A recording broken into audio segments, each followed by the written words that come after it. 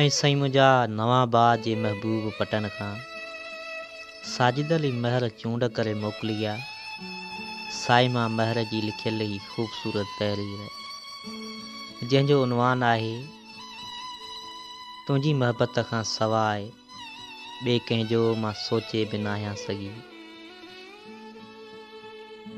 आऊं हर राति तुंहिंजे नाले सां ॻाल्हाईंदी आहियां, तारनि खे ॿुधाईंदी आहियां त तूं कीअं आहीं, ऐं हवाऊं मूंखे तुंहिंजी ख़ुशबू में वकोड़े छॾींदियूं आहिनि, ऐं मुंहिंजी दिलि तुंहिंजे बारे में सोचींदे थकिजे कॾहिं बि नथी।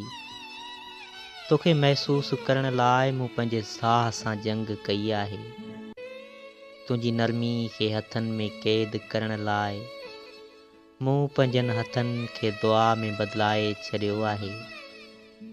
छा तूं ॿुधें थो? हा, छा तूं ॿुधें थो? मूंखे हर पल तुंहिंजे आवाज़ जो इंतज़ारु आहे, जेको मुंहिंजे अंदर जी ख़ामोशी खे टोड़े ऐं मुंहिंजी दुनिया खे माना ॾे।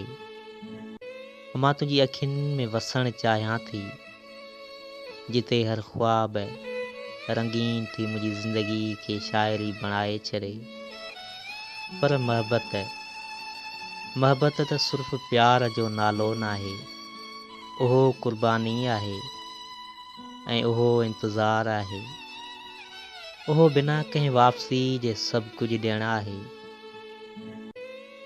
तूं मुंहिंजी दुनिया आहीं, हा तूं मुंहिंजी दुनिया आहीं, तूं मुंहिंजी ज़िंदगी जो अणलिखियल बाब आहीं, जेको हर दफ़ो पढ़ण ते नई कहाणी बणिजी वञे थो।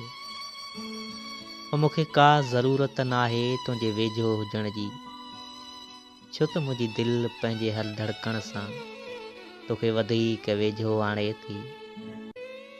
तूं मुंहिंजी हर दुआ आहीं, हर पल जो अहसासु आहीं, ऐं मां सिर्फ़ु तुंहिंजी महबत जो क़ैदी आहियां।